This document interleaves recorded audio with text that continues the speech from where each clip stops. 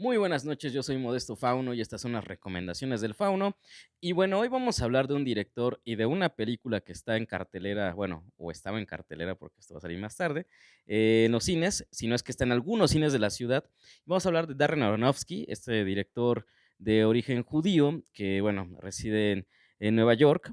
Y bueno, este director tiene ciertos tópicos que repite, ciertas atmósferas que también son muy recurrentes en su cine. Podemos decir que es un cine de autor, obviamente. Y bueno, vamos a hablar hoy de La ballena, esta película de 2022 de Whale. Y aquí hay una novedad, y esa novedad quiero comentarla porque ayer me di cuenta de esto. Y decía hace mucho tiempo con un amigo que el cine estaba perdiendo algo que se llama la dramaturgia. La dramaturgia estaba perdida con la música en el cine.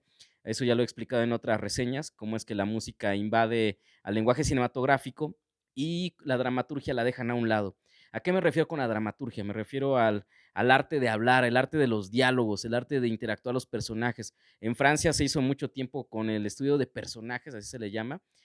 Por ahí varios directores como Eric Romer o también como François Ozon utilizaban este tipo de estilo para poder marcar personajes, situaciones, diálogos antes que la imagen que dominara el cuadro. ¿Y qué vemos con La ballena? Vemos dramaturgia pura. Y bueno, no está de más porque el guionista, bueno, es Samuel D. Hunter. Y bueno, él escribe primero una obra de teatro acerca de acontecimientos muy personales que le ocurrieron, acontecimientos sumamente agresivos con respecto a la fe que tenía y a los problemas que también tenía en casa, que se ven reflejados totalmente en su guión, bueno, primero en su obra de teatro y posteriormente en el guión cinematográfico. Es la primera vez que vemos que Aronofsky hace una mancuerna casi perfecta con Hunter para podernos recrear una historia intensa, una historia muy humana, y yo me acercaría un poco a estas historias de espejo. ¿A qué me refiero con historias de espejo? Es cuando el director o el guionista coloca ciertas características en las que el espectador puede rechazar la imagen que está viendo o puede llegar a cierta empatía y a cierta profundidad. ¿De qué va La ballena? Bueno, va de un profesor de literatura llamado Charlie, interpretado por Brendan Fraser, otra vez Darren Aronofsky, resucitando actores que ya nadie quería ver, y bueno, que sí querían ver, pero no estaban en condiciones de, recordemos El luchador también. Y bueno, este profesor de literatura da clases online por obvias razones, ya que tiene un problema de peso. Y bueno, la primera escena es apabullante, es una escena en donde vemos la clase online y la cámara la tiene apagada, ¿no? Esa creo que muchos ya no la sabemos, cuando no queremos que nos vean, pero también está esta situación dramática en la que ya está imperando las nuevas tecnologías, está imperando este distanciamiento entre la clase y el alumno, y así arranca La ballena, arranca con una sencillez, con una sutileza, pero también con una crudeza, porque la escena siguiente es cuando empieza a presentarnos a Charlie y empieza a presentarnos a todos los personajes que van a estar anclados de forma metafórica a, al personaje principal que es Brendan Fraser, ¿no? Y bueno, la película empieza con un tono totalmente de teatro, es una locación, son cuatro personajes y así como lo hacen ver de forma muy, muy evidente, es una metáfora, analogía a la obra de Melville, en específico Moby Dick.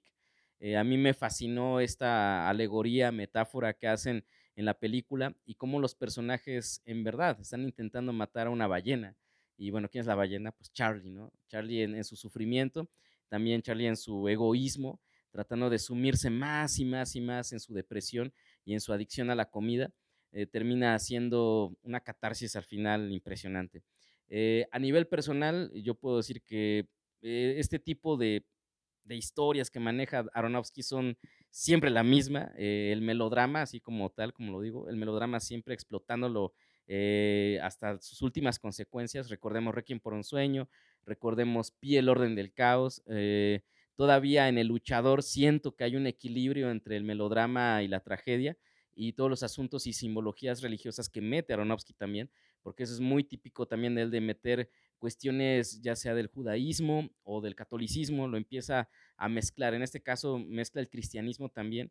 Por ahí hay un personaje que es de una iglesia que se llama Nueva Vida y empiezan con estos dilemas religiosos de que en el último momento de tu vida, pues, a quién vas a acudir, ¿no? O con quién a quién vas a buscar la salvación. Entonces, se pone una cuestión así bien, bien intensa e interesante, que al principio te vas de un lado, te vas con el otro, pero en la resolución me gusta cómo lo hacen estos 2 Aronofsky y Hunter, que al final todos los personajes tienen cierto vacío, todos los personajes están anclados a ciertas situaciones, tóxicas, y bueno, al final, pues, es típico de Aronofsky, lo van a ver y lo van a poder interpretar como ustedes puedan. Mucha gente me decía que el final como que los incomodaba un poco, como no lo entendían.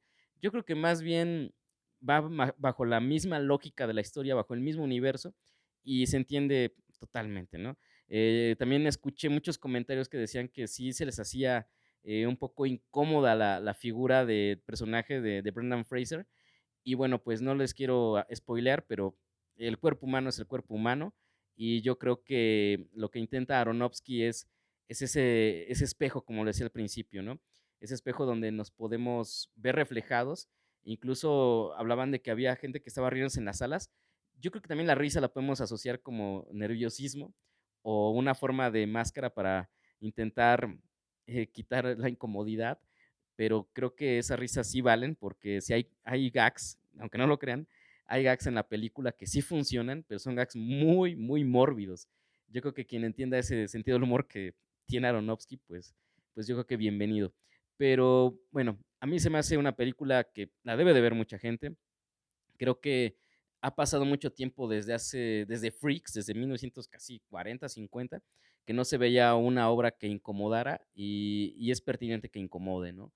Y bueno, pues vayan a verla, es una gran película, si no la pueden ver en el cine, todavía la alcanzan a ver, pues vayan al torrent o vayan a la página favorita de su preferencia y bueno, descárguenla o véanla, vale mucho la pena. Y aquí viene un dato bien interesante, con esto quiero rematar, porque la ballena no nada más es esta historia de redención que busca el personaje Charlie, sino que atrás de la ballena y atrás de Darren Aronofsky está A24, otra vez A24. Yo creo que esta es su segunda película taquillera que tiene y con justa razón A24 ya se está metiendo a las grandes ligas, creo que ya está entendiendo al público a dónde va a dirigirse y lo está entendiendo muy bien. Entonces yo creo que cuando salga la tercera película de Ari Aster, vamos a ver cómo va a explotar esta casa productora que empezó de la nada y está dando mucho de qué hablar.